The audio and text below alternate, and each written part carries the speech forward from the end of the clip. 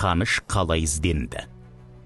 Яговкин айтқандай күн суып Ұлытауға қар түскенде геолком жұмысшылары барлау жұмысын тоқтатып, Ресейдегі жылы үйіне қайтып кеткен.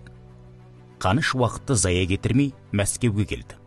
Кітапханадағы жезқазғанға қатысты бүкіл материалды мұқият сүзіп, архив қорын ақтарып, атам заманғы ескі деректерді қайта сараптады.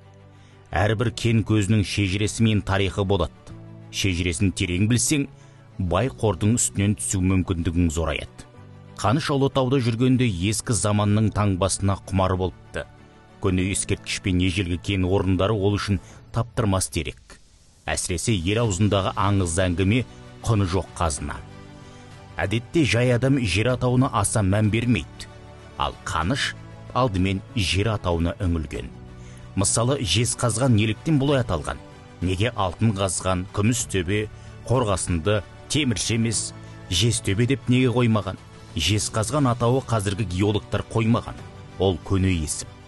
Демек, байырғы қазақтар бұл өңірден жез қазып керегіне жаратқан. Тау-тастың арасында олардың мыс қорытқан іздері сайрап жатыр. Қаныш көне шұңқырларды зерттеп, сол заманның өзінде кемі 1 миллион тонна мыс өндіріп алғанын есептеп шықты. Бір қызығы, мұндай кен орны біреу емес, бірнешеу. Геолог Русаков бүй дейді. Қаныш жер атауына ерекше мән береді. Айналадағы көне мұраларды зерттейді. Жергілікті тұрғындардан тау мен жотаның ескі аттарын сұрастырады. Өйткені ол мекен аттары мыс, темір, көмір сияқты пайдалы қазба байлыққа қатысты қойылғанын сезетін. Ол халық әндер мен аңыз, ертегілерді тыңдап, жазып алып отыратын. Кейін мен де солай ізденетін болдым. Дәл осындай естелікті Өмірбек Байқоңыров та баяндайды. Қанышаға барлау жүргізген жердің тарихы мен атауын сұрап отырады. Бірде Торғай өңіріне экспедиция жасадық. Мыңтауынан бастап Ұлытауды жағалай жүріп, Қорғасын тауға жеттік. Жолай әр жердің тасын қынға жинадық. Экспедиция біткесін шағын есеп жаздым. Қаныш бір қаратты. Алтын қазған қандай жер? Жұртпен сөйлестіңдер ме? Не үшін бұлай атапты? Аңызы тарихы бар ма деді. Оның басқа геологтан ерекшелігі осы еді. Ол жер судың аты тарихтың хаты дейтін. Ертесіне алтын қазған тауын көруге өзі аттанды. Ол қай жерге барса да қариялармен әңгімелесетін. Бізге геологиялық барлауды осылай жасау керегін айтудан жалықпады. Кейін расымен де байқасаң қазақ даласындағы жер атауы жайдан жай қойылмайды екен. Мысалы, Найзатас тауында темір, Мыстау мен Жезқазғанда мыс, Қорғасын тауда Қорғасын, Мақтауда алтын табылды. Қанышаға осындай атауға қарап, бір заманда қазақ даласында өнер кәсіптер болған дәлелдейтін.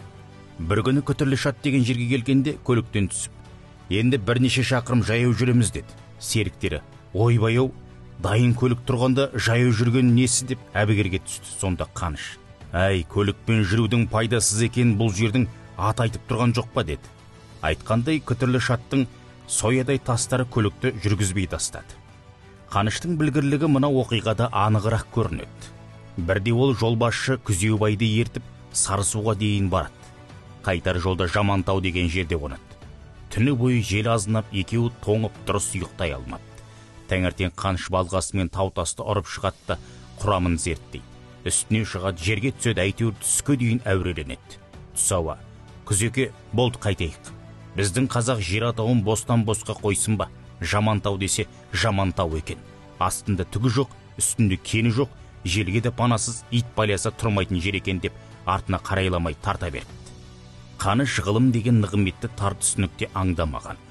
Ол үшін ғылым сан тарау салаға айналатын бір ғана болмыс. Мысалы, ақ түсті сәуленің призмадан өткенде алуан түспен құлпыра шағылысқаны сияқты.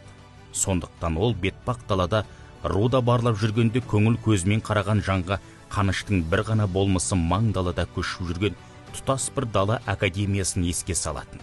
Сол үшін де ол 1935 жылы Ұлытауда Әмір Темірдің жорыққа бара жатып, ескерткішке қалдырып кеткен қаратасын тауып алғанда оған бейжай қарамады. Ғалымдарға тән мәнермен оның суретін сыздырып, фотоға түсіртіп, керекті мамандарға жолдады. Ұзамай шығыстанушы ғалым профессор Поппе оның Әмір Темірге тиесілі тас екенін ғылыми дәлелдеді. Кейін бұл тасты Әлкей Марғұлан қайра зерттеп, тастағы мәтінді қазақшалап шықты. Қазір бұл тас Ресейдің Петербург қаласындағы Эрмитаж музейінде сақтаулы тұр. Мәлімет Қаныш және ғылыми майдан кітабынан алынды.